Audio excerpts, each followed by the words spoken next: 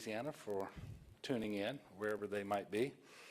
As usual, I'm joined today by Dr. Joe Canner.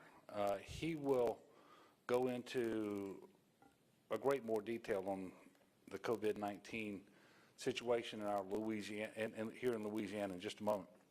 But to start things off on a couple of positive notes, you may remember that a few weeks ago, Dr. Canner told you that he and his wife were expecting and that she had gotten her vaccine to protect herself and their child. And I am able to report that that child, Levi, has been welcomed by Joe and his wife, and he is very healthy and doing well. So congratulations to you, Joe. And on another positive note, before we get into some less positive things, we announced 2 more winners today for Shot at a Million. And I was able to make phone calls to both of these winners earlier today. The first was Miss Edwina Jones, a 65-year-old resident of Marrero, and she won the second $100,000 cash prize.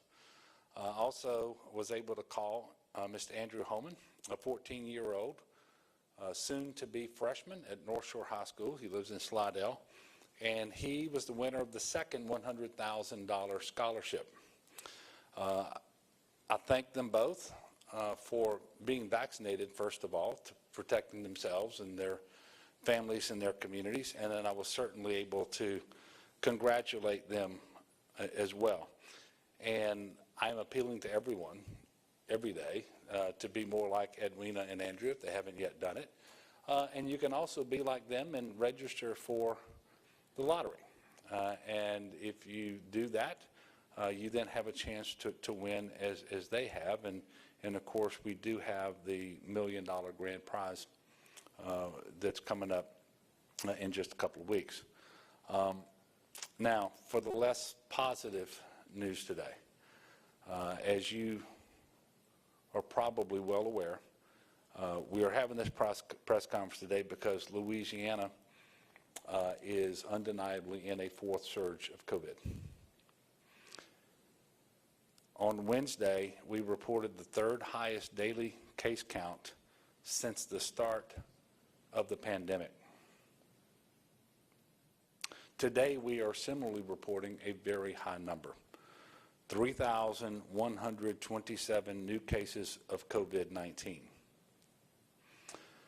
The number of new cases diagnosed each day in Louisiana has been increasing since June the 16th and is now increasing in all regions of the state, just like numbers are increasing in all 50 states of our country.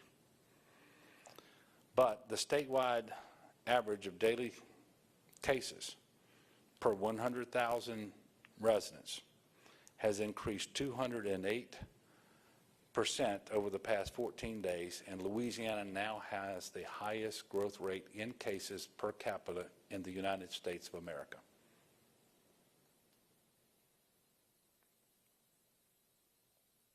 I want to let that sink in. We have the highest growth rate of new cases per capita of any state in the United States of America. Just this week alone, since Monday, and including today's announcements, we've added 16,898 positive cases of COVID. And we know that more than 80% of these are the Delta variant. That is what's causing this surge. And what's enabling the surge is the very low percentage of people who have been vaccinated and have conferred upon themselves the protection that the vaccines offer and that nothing else offers them. Statewide percent positivity of new COVID-19 tests conducted now is at 8.7%. That's up from 6.3% last week. And I have no fear of contradiction that next week we will be reporting positivity that exceeds 10%. The number of patients hospitalized in our state with COVID-19 has been increasing since July the 1st. Since that time, there's been a net increase of 749 more people in the hospital. That's nearly 4 times the number of people who were in the hospital just a few weeks ago. We were down to around 240. Today we reported 1,008. In addition, we have 82 patients on mechanical ventilators. That is up 17 just from yesterday.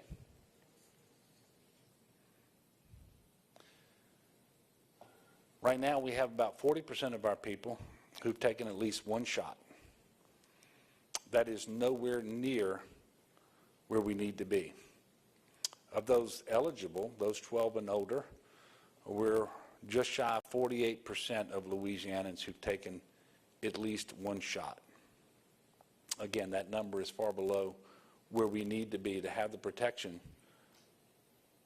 that we need in order to slow the spread and move towards ending the pandemic.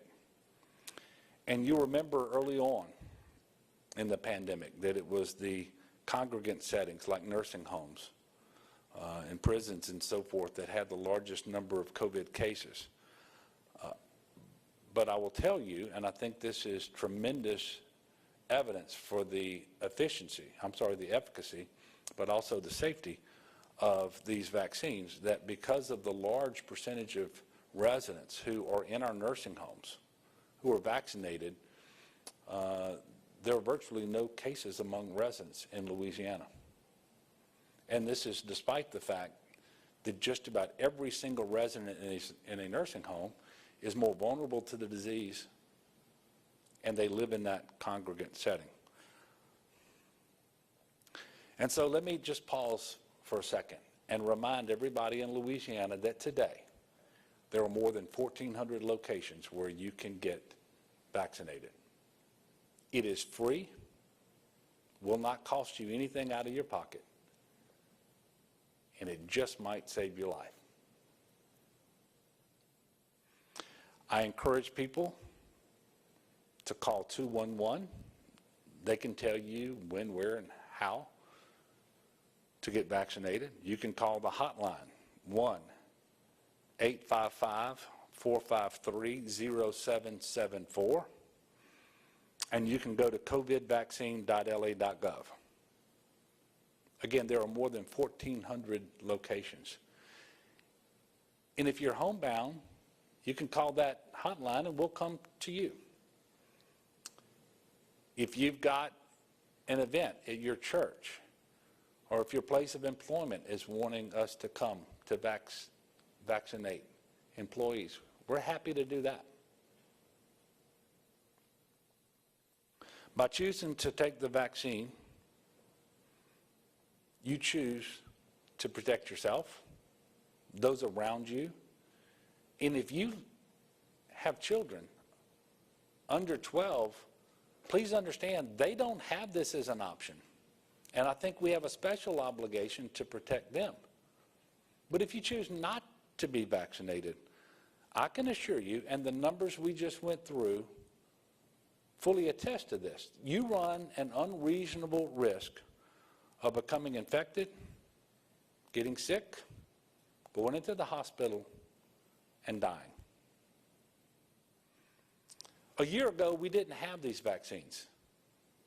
And we all looked forward to the day. We prayed that that day would come quickly when we would have safe and effective vaccines to help us get the pandemic under control and to save lives. The overwhelming majority of those who are getting sick, going into the hospital and dying from COVID today, are unvaccinated. I'm sure that Dr. Cannon will have some more information about this, but it is over 90%. Simply put, we have the tools to prevent this from happening. And even though Louisiana has the fastest growing trajectory of COVID cases per capita in the country, we are ordering about 10% of the vaccine doses available to us, because that's all we need to administer doses to those people showing up to be vaccinated. So I want you to think about that. We're ordering 10% of the vaccine doses available to us. And yet we have the highest growth rate in cases in the country. That has to change, and it has to change now. The White House has listed Louisiana as a state of concern because of the surge that I have been discussing with you. And in just a few moments, you're going to get more data and more information about the Delta variant and why it is so concerning. But before we go any further, I'll answer a question that I know is on your minds, especially since I walked into this room today in a mask. Because of the troubling trends, we are issuing some updated additional guidance today to the public. First of all, we're recommending that all people, vaccinated and unvaccinated, mask while indoors if 6 feet of physical distancing cannot be maintained. Second, we're asking that businesses review their operations and accommodate employees in a way that limits contact and potential COVID exposures. Third, we recommend that all people, even vaccinated individuals, test immediately after a known or suspected exposure to COVID-19. If positive, you should isolate immediately. If negative, you should retest again between 5 and 7 days after the exposure, or if you develop symptoms, you should test immediately pending the results. And for individuals who test positive and have symptoms, you need to see your medical provider right away, because one of the best tools that we have to preserve hospital capacity is an infusion, monoclonal antibody infusion that has to be administered very shortly after the onset of symptoms in order to be effective. And effective means you don't then progress in your disease to a point where you need to go to the hospital, which is important, because if you don't need to go to the hospital, then you also are not going to die from COVID.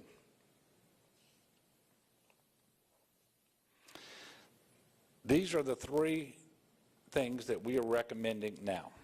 Additional guidance may come later. I have updated my public health emergency order on COVID, and on Monday, executive branch agencies will begin requiring masks for state employees. The Division of Administration will issue additional working guidance on Tuesday. Now, it is true, and I think Dr. Cantor will get into the specifics of this, that the new recommendations do differ slightly from current CDC guidance, which says that you don't have to test if you are vaccinated and asymptomatic, even after an exposure. And I think that that was good guidance until we started surging. And even today, that may be good guidance for most states, but not the state that has the highest growth rate of cases in the country. So we are at the tip of the spear of the surge. And as you can expect, the CDC looks at the country as a whole. So that guidance doesn't currently take into account the rate of surge that we're seeing in our state, and therefore I've elected to take action on the guidance that has been provided to me here in Louisiana by the recommendations of our Office of Public Health, led by Dr. Cantor. In fact, because of our low vaccination rates, because of the prevalence of the Delta variant and our surging cases, the CDC is looking to Louisiana right now to gather the data that it needs to make decisions as a whole for the country. And of course, we are more than happy to be working with them to provide that information. We've always relied on the CDC for guidance, but we've also always tailored those recommendations for what was happening here in Louisiana, and we're doing that once again. So to sort of sum it up, with the Delta variant, which is obviously more transmissible, more virulent, and because of our low vaccination rate, because of the summer season, with school about to start, both K through 12 and higher education, this really is the perfect storm. And the conditions are ripe for catastrophic outcomes for far too many individuals and families. We're also in hurricane season. But unlike hurricanes, this is a storm that we can control. We're not powerless. How many times have we seen that storm coming across the Atlantic or into the Gulf or up from the Caribbean, and we say a prayer and we try to pray that storm away from us? Nothing wrong with that. But we can do a whole lot more than that with this current perfect storm of COVID. We can be vaccinated. And we can all take care of ourselves through these relatively gentle mitigation measures that I just talked about. Get our vaccination rate up as we do that. And by the way, we've already had 3 surges. This is the 4th one. I know that we can rise to the occasion. But let's don't just rise to the occasion of this surge. Let's put this pandemic behind us and have people vaccinated. And so on the one hand, this is hard work. On the other hand, it's pretty simple. So let's dust off our masks for the time being and focus on getting more people vaccinated. And speaking of hard work,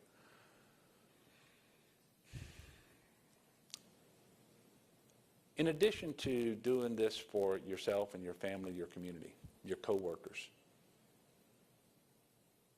think about the doctors, the nurses, the EMTs, the respiratory therapists who have been battling this pandemic since March of 2020. Know that they are exhausted, physically exhausted, emotionally exhausted, and in many cases they are working shorthanded.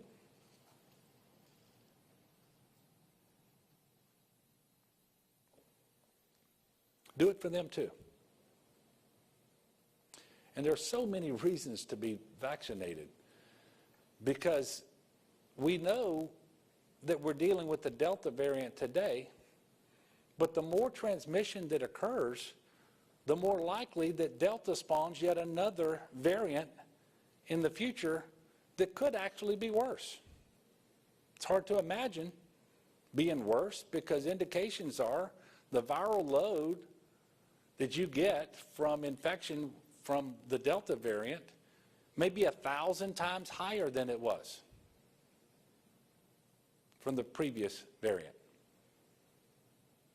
But if we don't want to risk more variants than is absolutely necessary in this pandemic, we have to slow the transmission. Another great reason to be vaccinated, so that we can get the transmission back under control. And I know you're going to have questions about the Delta variant, breakthrough cases, what makes this surge different from previous surges. And I will tell you that this can be a very confusing topic. There are probably not many people in the state who spend more time than I do every day or every week trying to stay on top of this, whether it's phone calls with the White House or the CDC or the meetings we have here. It's everything that we can get our hands on. But the good news is, on that front, we have Dr. Joe Cantor to explain it to you. And so I'm going to ask Dr. Cantor to come up now, give you some additional information. I would ask that you ask your questions of Dr. Cantor while he's up here. And then once he concludes with those questions and answers, I'll come back up and make a few more comments and then take some questions. Joe?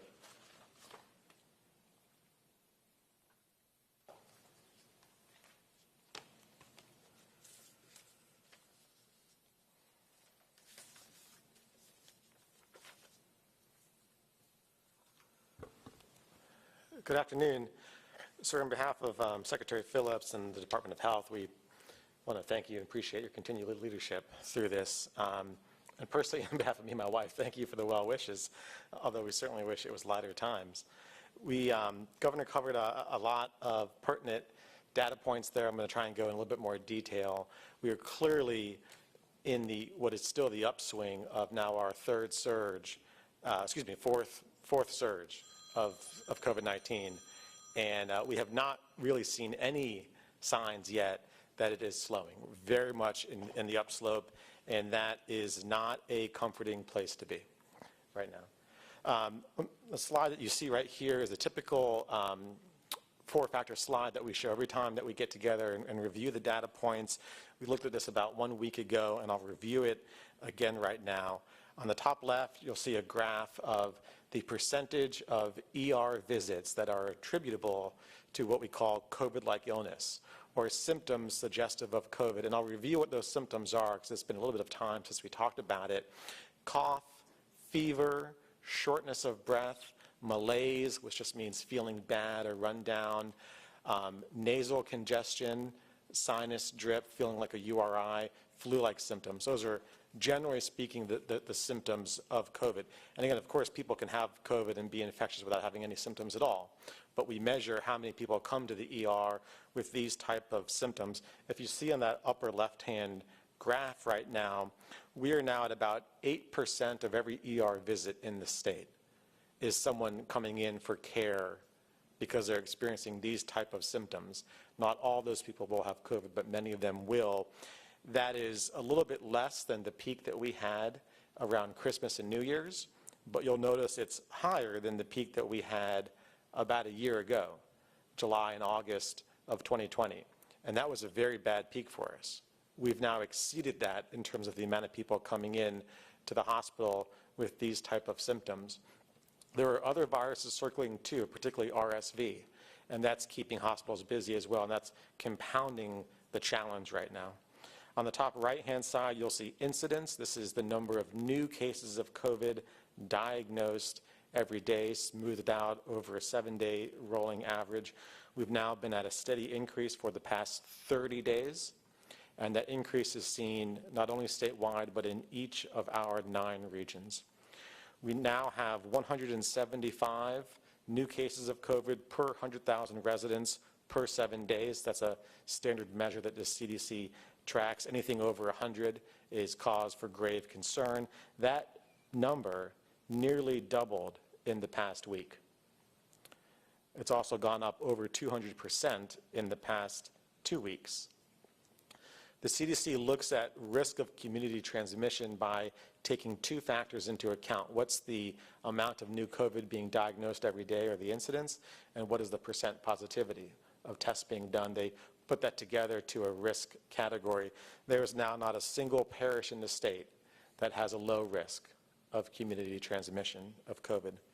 On the bottom left, you'll see the purple line is the volume of testing being done, and as you would expect, that testing volume has gone down steadily from that December, January surge, and is now over the past 2 weeks picking back up. The bottom orange bar graphs are percent positivity. As the governor said, this week percent positivity went from 6.3% statewide to 8.7%. We have not been that high since January 13th. We've effectively lost 6 months of progress over the past 2 or 3 weeks. And I'll also note that over 1/3 of the parishes in Louisiana are now above 10% positivity, which is extremely alarming. On the bottom right, you'll see the number of people hospitalized with COVID-19. Currently, inpatients in hospital beds across the state, and this is probably the graph that gives me the most concern right now. We have almost quadrupled the number of hospitalized COVID patients in the past 3 weeks. We were at just over 250 about 3 weeks ago, and we're now, as the governor said, at 1,008 hospitalized patients. That is superimposed of two acute stressors facing hospitals right now. Number one, they're busy with other stuff. There's a lot of RSV going around. There's a lot of parainfluenza going around. Hospitals are busy caring for other sick patients, busier than they normally are this time of year, even taking COVID out of the picture. And the second acute stressor challenging hospitals is staffing. And as the governor has mentioned a couple times now, hospitals are having a hard time retaining and recruiting new nurses, and it's for very understandable reasons. This has been such a challenging year for people on the front lines, and a lot of nurses have taken the opportunity to pursue non-clinical work or travel nursing opportunities or go back to school or just take a break, which is certainly understandable. But it's hard to staff all the available hospital beds right now, and that's limiting the capacity of our hospitals to provide care right now. Go to the next slide, please. We show this chart every now and then. It hasn't changed from when we show it last week. When we look at COVID-like illness, when we look at new cases, and when we look at hospitalizations statewide and in each of our 9 regions, it is increasing. Again, we are in the upswing of a 4th surge. We have not yet seen any signs that it's slowing. Very difficult to predict how high this will go, how long it will last. Flip to the next slide, please. We wanted to compare a little bit what's happening here with what other states in the country are seeing. You'll notice us, Missouri and Arkansas, really are seeing the brunt of this national outbreak right now. Other parts of the South, Mississippi, Alabama, Florida, and some Texas as well. But really focused on our part of the country, we're truly experiencing a perfect storm right now. Number one, as Delta variant has swept across the country, it was here in greater numbers first. We've now come pretty level to what the national numbers are. Nationally, 83% of every new case of COVID-19 is estimated to be Delta, and in our part of the country, that's 84%. But we were well ahead of national measures in the preceding 3 weeks. As the governor said, the best estimate right now is that Delta causes people, when it infects them, to have up to 1,000 times higher viral load than the previous types of COVID. That means you have up to 1,000 times more of the virus in your body. That likely explains why it's so transmissible, why it's spreading so quickly. It also likely explains why we're seeing worse outcomes and why we're seeing kids get sick in higher numbers than we ever have before up until this point. This is the perfect storm. I'll add to this, the second reason why we're being hit so hard is we have low vaccination rates, both in our state and our neighboring states. That means we are not protected. We are not protected against what Delta is bringing right now as a population. I think people that are vaccinated do have a great degree of protection. As a community right now, we are very porous. And third, what happens down here in the summertime is analogous to what happens up north in the winter, which is the weather drives people indoors. And today is going to be another really hot day. When people go indoors, it's just easier for the virus to spread. So when you put those 3 things together, we are in a perfect storm right now. And as the governor mentioned, go to the next slide, please, we are the leading state in the nation for COVID-19 right now, as measured by the CDC, looking at new cases coming in, average over the past 7 days. And we unfortunately have been the leading state before, and it's not a great place for us to be. It is pouring down rain, and we're taking in water right now. I do want to talk about what we're seeing in terms of the people that do test positive with COVID-19. And let me just say this before I go into these stats. The 3 vaccines that we have right now, and this has been confirmed with numerous studies. In fact, a good study produced in the New England Journal of Medicine just this week. The three vaccines, the Pfizer, the Moderna, and the Johnson & Johnson vaccine, provide excellent but not absolute protection against COVID-19, including the Delta variant. Excellent protection, even with the number of breakthrough cases that we're seeing, and we'll talk about that in a second. Excellent protection, but certainly not absolute. Of all the cases that were reported to the Department of Health last week, 92.7% were in people who were not fully vaccinated. Of the 1,008 hospitalized patients today, right now in hospitals across the state, 90% of them are not fully vaccinated. Of all the COVID-19 deaths that were reported out by the Department of Health over the past 7 days, 91% were in individuals who were not fully vaccinated. 9 in 10 people in a hospital bed right now with COVID are not vaccinated. That's pretty powerful when you think about it. Let's talk about that 1 in 10 who are vaccinated and have a breakthrough case. By and large, breakthrough cases are rare, statistically rare, but as you can see from those stats, they certainly do happen. When we see breakthrough cases in people who are fully vaccinated, more often than not, they are mild or they're actually asymptomatic. When we see the rare breakthrough case that does cause serious complications, like a hospitalization, it is more often than not in an individual that is at increased risk for complications themselves, such as people of advanced age and people that have serious underlying comorbidities. Of all the serious breakthrough cases that we have seen, this means hospitalized or even death, the median age, the average age is 73 years old, which is what we would expect because older people usually have a less robust immune response to a vaccine, and certainly they're not as able to fight off a serious infection. We will see breakthrough cases. There is absolutely no question about that. And to be completely transparent, the number of breakthrough cases that we will see will go up as the amount of COVID in the community goes up. When someone is fully vaccinated, they have a very, very small chance of having a breakthrough infection, but that chance goes up slightly as they get exposed to COVID more. The more times you are exposed to COVID, if you're fully vaccinated, the chance that COVID is going to break through that protection of the vaccine will go up.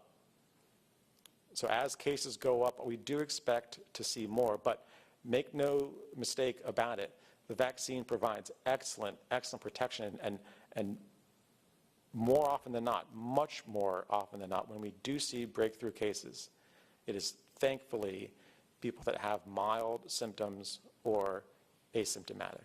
There is absolutely no question right now that your best ability to prevent getting sick, severely sick with COVID, being hospitalized or dying from COVID, is to get vaccinated.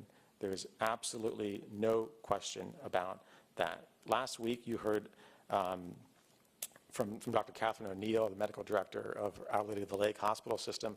You heard some very impassioned remarks from her, and she's an individual. She's one of the most sincere, intelligent, and compassionate docs that I know. And she pleaded with the state of Louisiana to take note of what is happening in hospitals now and act now to protect yourself. I spoke with her today again to catch up. She let me know that the resources of her team are stretched uncomfortably thin. And I've heard from numerous clinicians across the state this past week that they continue to see patients sick with COVID who are not yet fully vaccinated, who tell their doctor and nurse that they wish they had chosen to get vaccinated earlier. If you want to ask yourself, when's the best time to get vaccinated? Really, it was about 5 weeks ago. When's the second best time to get vaccinated? Right now. Right now. Because we do not know how long this surge is going to last. The governor mentioned children, particularly children younger than 12. He also mentioned that from this podium 2 days ago.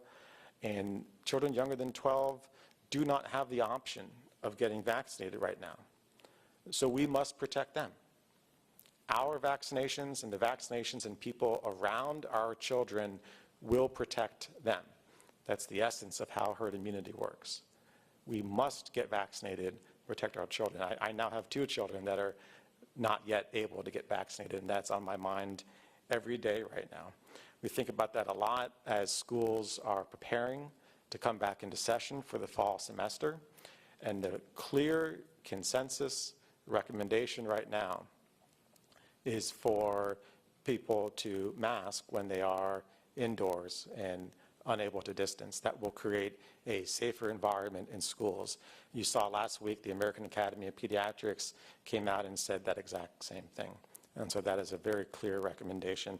There will be robust testing resources made available to every school in the state. These are made possible through grants that come to the Department of Health, through the CDC, and any school that wishes to make COVID testing available to their students and staff will have those resources made available to them. But we are cognizant that schools must do the right thing and work hard now to create a safe environment for their students, which, by the way, will also limit the amount of absenteeism, which will make it so that they can continue to have in-person education with minimal disruption. Go to the next slide, please. If there is any good news in this, it's that we have, over the past 2 weeks, seen an increase in the number of people who have initiated their vaccine series, the amount of vaccinations being given over the past about week and a half to 2 weeks. We've gone from an average of 2,000 new vaccine administrations. These are people that initiated, start the series a day, up to about 5,000 a day. So that is encouraging. I'm sure some people are paying attention to the cases and are rightfully concerned. I'm sure people are also paying attention to what the state is doing to bring back the Louisiana campaign, the Shot at a Million campaign. It is encouraging to see those numbers go up.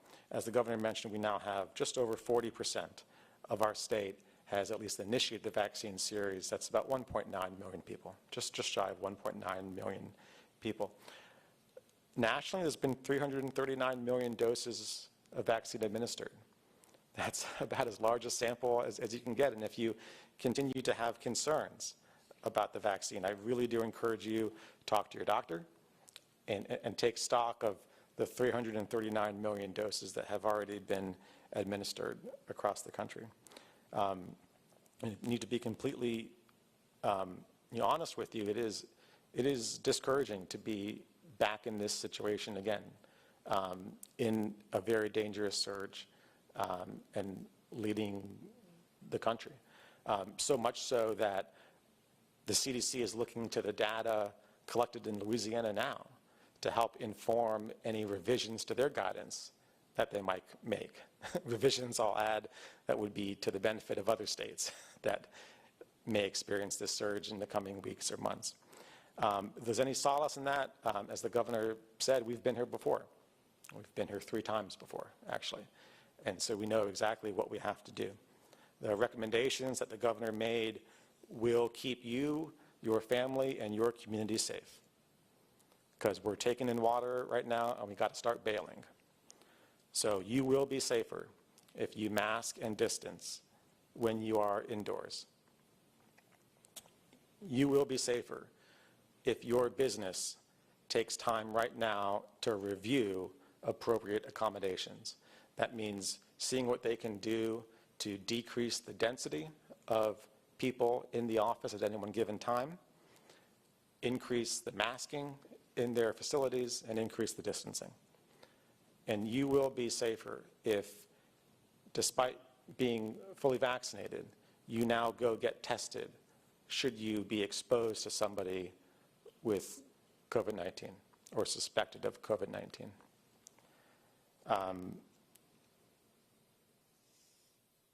I don't think these are going to be the recommendations forever, but we need to be cognizant of, while we are in a surge, we need to be acting differently. And these will keep us all safer, and hopefully, we all pray on this, minimize as much suffering as loss as we will have as we come through this very, very dangerous surge. So, be happy to take any questions that are directed to me before the governor comes back up. Yes, ma'am. Maybe with WWLTV, what is the vaccine breakdown of those breakthrough cases? I don't have the exact figure for you right now, but it's challenging to get good conclusions when you look at that, and I'll explain why. Number one, the number of people who have taken each of the 3 vaccines is not equal. It's not even close to equal. For example, many more have taken Pfizer and Moderna than J&J. And the other reason why the risk profile of individuals who have taken a certain type of vaccine is not equal either.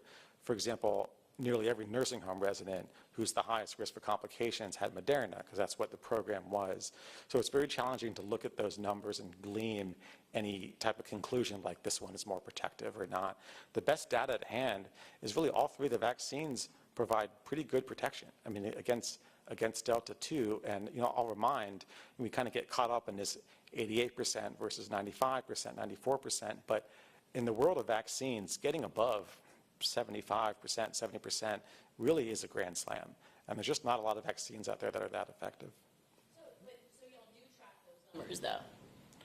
We do. The team goes through them. It's challenging to draw conclusions from them. Is that, last question regarding that, is that why y'all won't release it? I mean, if they are doing well and you showed the percentage of breakthrough cases, why aren't y'all releasing those numbers? Or is there a reason you're not releasing them? No, they will be released. I think the team's just cleaning up the data. So, yeah. Yes, Julie. Time what exposed means, because I think previously, like, we were told it was like 15 minutes around someone within 6 feet of us.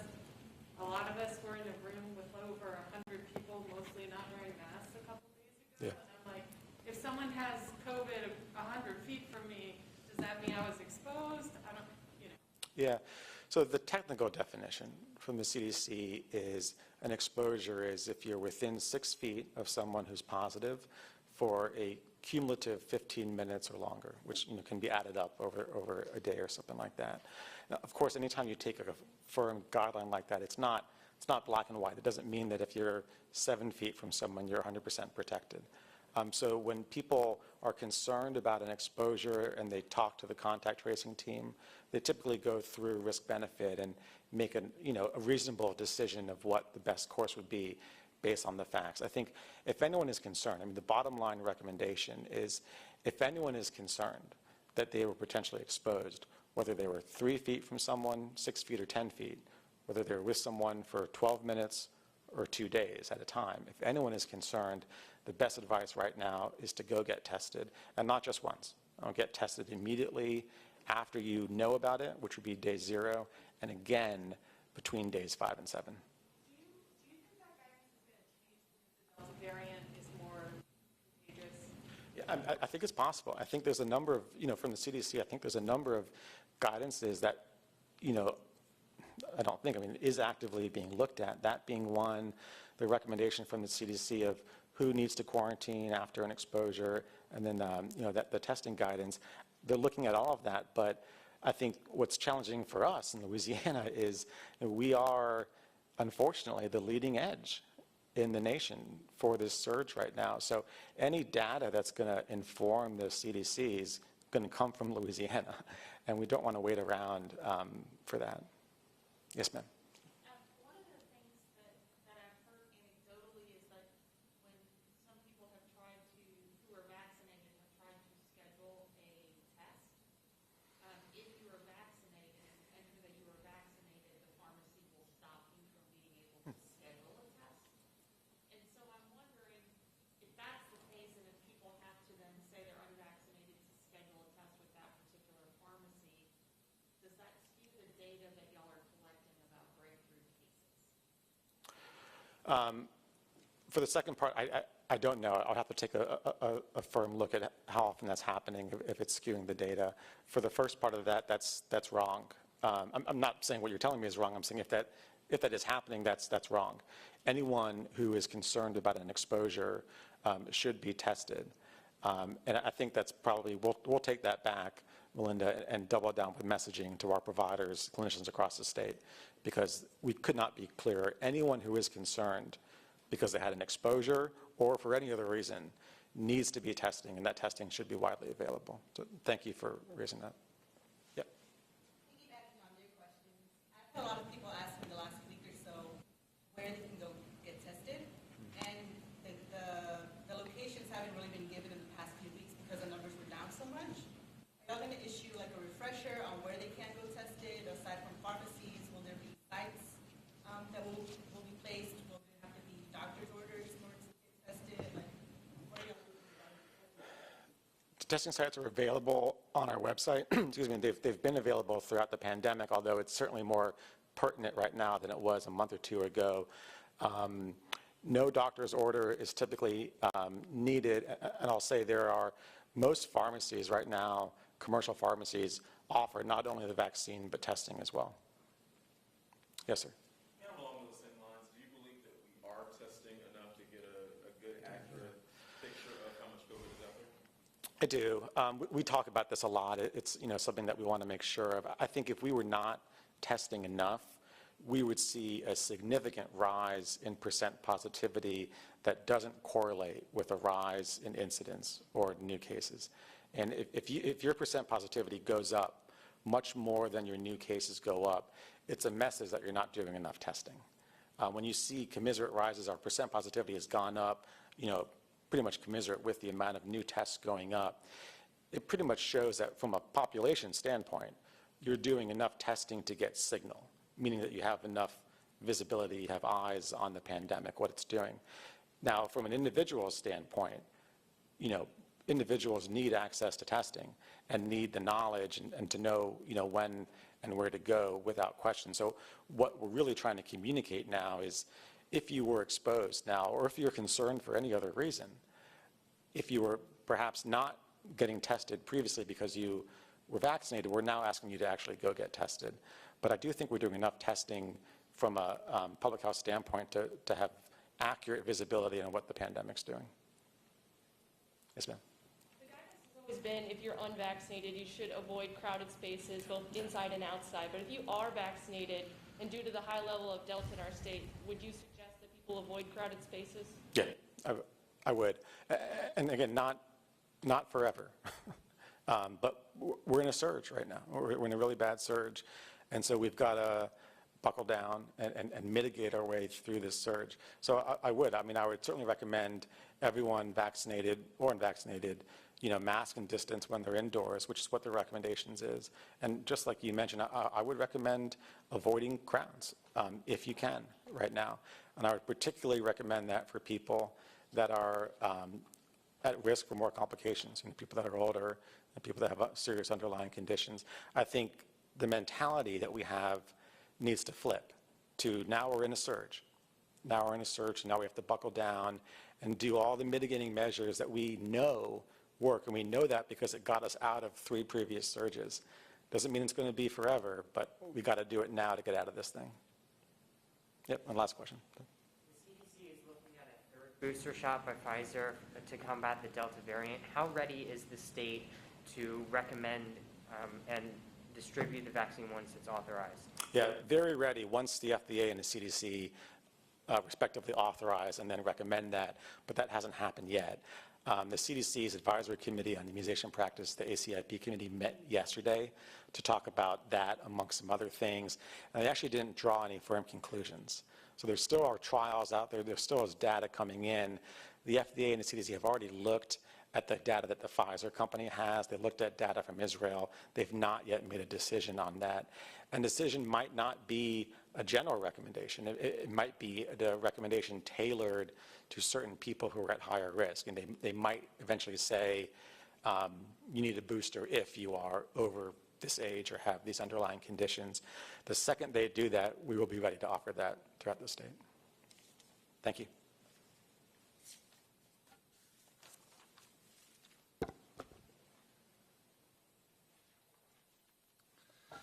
Thank you, Dr. Kenner. And I'll say again, the state is very fortunate to have your services right now and that of the team at the LDH and the Office of Public Health, and then all of our medical professionals around the state. To get back to a question about whether we're doing adequate testing, I think with today's test numbers included, We've conducted about 330,000 tests in the month of July, and we're on a pace that will get well above 400,000. That's twice as much as the minimum amount that we were told was necessary to keep a good gauge on what's happening in Louisiana. And it's true that the more COVID activity you have out there, the more testing you do. And so I would expect that the number of tests that we do over the next several weeks will continue to increase. So I think we can all be confident that we have a good handle on what's happening, but what's happening isn't good. So we've talked a little bit about the challenges with respect to the capacity to deliver health care, and the hospitals are already working very hard to take care of the patients that they have that are not COVID related. The share of patients that are COVID positive has certainly increased fourfold over the last month. And then it's a capacity issue with respect to staffing. And quite frankly, what we've seen is a number of nurses who have made career decisions to do different things. And this is obviously unfortunate, but it is understandable. It's been a year and a half of hell. And a number of nurses have decided to either leave the profession or to go to work in settings that are not quite as difficult or dangerous and that sort of thing. Some have become traveling nurses. Many have, and because of the rate of pay and so forth. There are 6,000 nursing positions open in Louisiana today. Medical providers in our state would hire 6,000 nurses today if they were available. So, if you're out there and you have the requisite degrees and so forth, and you want one of those nursing positions, we do encourage you to get connected with one of these healthcare providers. But we can all do our part, whether we're a nurse or not, by getting a free, safe, and effective shot in the arm. We have covered an awful lot today. I do want to end on a little bit more of a positive note. We do have that increase in people getting vaccinated. It was shown to you on the last slide. My hope and my prayer today is that that slope, that trajectory of increases in vaccinations will continue for a long period of time and be as pronounced as that slope for case growth in Louisiana is for COVID. Because when that happens, you will see that case growth line start to come down. And we know that we are much less likely to have any surges in the future that are really of any consequence. You may remember that a few weeks ago I said that while we were doing better, we were not yet on a one-way road away from the pandemic. That turned out to be very true because we made a U-turn and we're surging again. But we can get going back in the right direction, and we can put ourselves on that one-way road away from the pandemic. But we can't do it for you.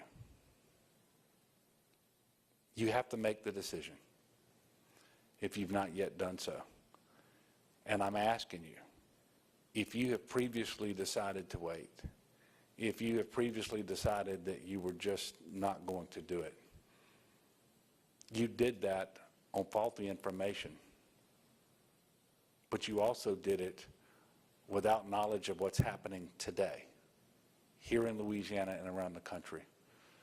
Take a look at what's happening today. Get the best information that you can get. Make the decision to be vaccinated. The next press conference will likely be next Friday. We don't know the location yet, but we will certainly be letting you all know. And at this point, I will take a few questions. Yes, sir. With the schools fixing to reopen, are you considering rescinding your mask mandate? Okay, I wanted to make sure I knew what the question was. So currently, school districts have made the decisions district by district around mask mandates in school. We know what the guidance is coming from the CDC. Currently with recommendations. We also know what the recommendations are coming from the American Academy of Pediatrics. We are working with our school systems every single day. We're going to continue to watch and see what the CDC does. But whether I impose a statewide mandate or whether this is handled by the school districts, I can assure you that the recommendations will not change between now and when school starts, whether it's K through 12 or really even higher ed. And that is that individuals indoors, unvaccinated, wear a mask. I mean, it really is going to be that simple. It may not be simple to execute, and unfortunately, even if that's the recommendation, if that's what the science supports, you know, in the past at least, we've had individuals who opposed those types of measures. But I'll be working with school leadership. At the present, I don't have any intention of taking the authority away from the locals to make the decision. But at the same time, that decision doesn't have to be made today, and we're going to continue to watch what happens here in Louisiana and what the CDC guidance is, and whether that changes over time. And if you notice, and I think, if I'm not mistaken, I've seen where some governors in some states have already taken things off the table. I am not taking anything off the table because we are at the beginning of the fourth surge. And how do you take any tools out of the toolbox to address the surge before you know how bad it's going to get? Now, I hope that we don't have to go back and take the same types of actions we've taken previously. But I don't commit that we won't. What I will say is we shouldn't have to. We know what works. If people will do the things we talked about today, we won't have to. But I can't guarantee that that's going to happen. Yes, ma'am. Football season, I mean, everybody wants to know, what do you think football season's going to look like? And I mean, how do you feel about LSU heading to California to play, especially when we're on the list by the White House? Yeah, you know, the good news is that those football games are outside. And it is true today, like it has been throughout. Any activity outside is much, much safer than that same activity inside. And, you know, I'm hopeful that things like the football season can be conducted safely and as planned. And there may be some minor modifications, and I'm not announcing any here today. But let's just talk about the mask for a moment. It really doesn't even qualify as an inconvenience in light of the good that it does, the protection that it confers upon the wearer and upon others in close proximity to the wearer. And I can enjoy a football game with a mask on. You know, and it may come to that, and it may not. And quite frankly, I don't worry as much about LSU football and most other sporting events that are going to be outdoors. We will be paying very close attention to the Superdome and indoors, because we know that that's inherently a much riskier proposition, right? But we're not there yet. But you know, if people have to wear a mask in order to safely enjoy something, it's not much of a price to pay. If you want to look at a heavy price to pay, go take a look at a COVID unit. Go visit a grieving family. Go talk to a nurse who zipped 3 or 4 body bags that day. That's a heavy price to pay. Anybody? Yes? In the past, we had surges that were attributed to like holidays, things like that. Is there anything that this is attributed to specifically? Because, I mean, we seem like we have been doing so well for such a long time. It's attributed to the Delta variant. And so we didn't have to have any changes in behavior. We didn't have to have gatherings and events and so forth in order for this to happen because the Delta variant is so much more transmissible. And we believe that it is more virulent as well, and for the same reason. And that is because the viral load that one has when infected by the strain of COVID-19, that is the Delta variant, we believe from early testing that can be 1,000 times the viral load of other strains of COVID-19. That's why individuals are much more likely to infect others, and that's why individuals have more serious cases. And that's also why, to some degree, our experience with COVID-19 up to now is not necessarily what we can expect going forward. That's why we're seeing more younger people who are having serious cases of this virus. So it has been the case more often than not, for example, that the age group spreading a disproportionate amount of COVID-19 was the 18 to 29-year-olds. But in the past, they were spreading it, and it was the 60 and 70 and 80-year-olds who were actually paying the price for that. Now you're seeing many more people in that 18 to 29-year-old group who are spreading it, but also paying the price. And so this is very different. So it is the Delta variant that is the difference now. And quite frankly, it's also because we didn't take full advantage of the time that we had to get a significant percentage of our state vaccinated.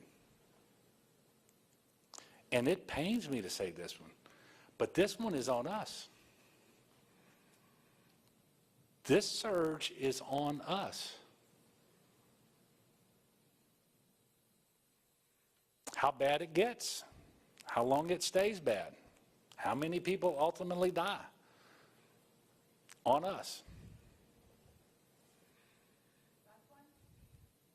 You get it. So you talked about the high turnover rate among healthcare workers, but what about the low vaccination rates? How are you planning to address that? Yeah. Well, the same way we do in the community at large, and that is through more education and continuing to talk to them. And those numbers too are improving over time. And I do look forward to the day, and I don't know when it's going to come. I believe it will come over the next several weeks, but I don't know that. When full licensure is given to one or more of the vaccines by the FDA. And so what I'm talking about is we're currently operating, as you know, under the emergency use authorization.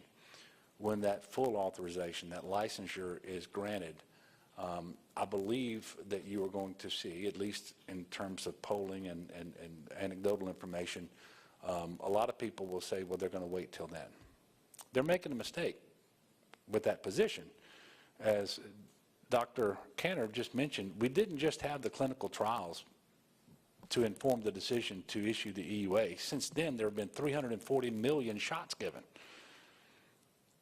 with all the surveillance that you can imagine as to how those shots are performing in terms of safety and efficacy.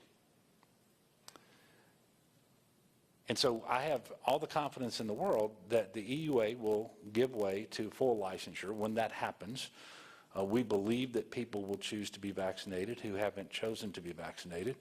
But we also look forward to that day because it can be added to the list of vaccines that will become mandatory for K through 12 schools, for higher education and so forth. I think you will then see more institutions, especially medical providers. I think we saw this week where Oxnard announced that as soon as the licensure is granted by the FDA, they will make the vaccine mandatory for their workers. And so I believe we're going to see a large increase in people who are vaccinated when that happens.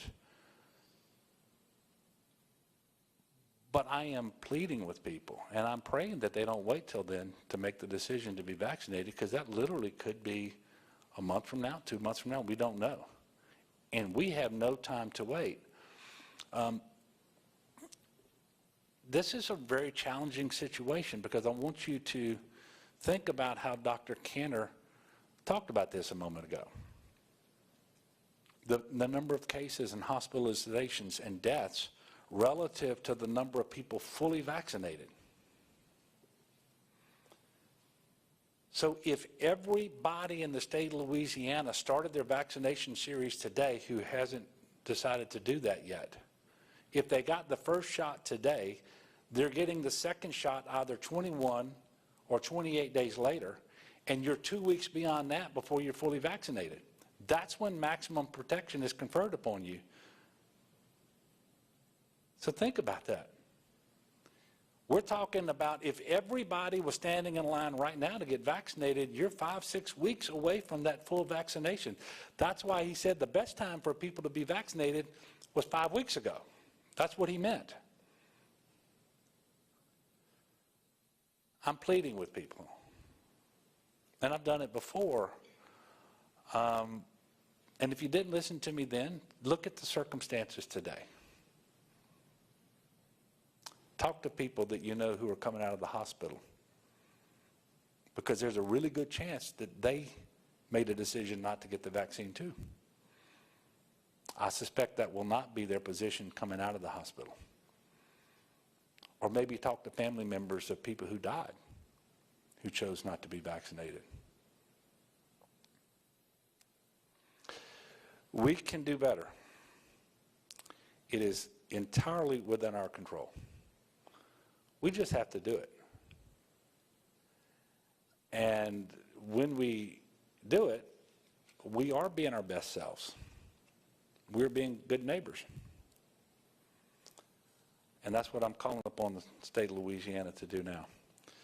So thank you all. I do encourage everyone to lift up our state and all of our people, all our healthcare providers, those people who are sick and so forth, in prayer, so that we can overcome this in short order with the least possible number of infections and hospitalizations and death. Let's make it happen. Thank you. Vaccinator.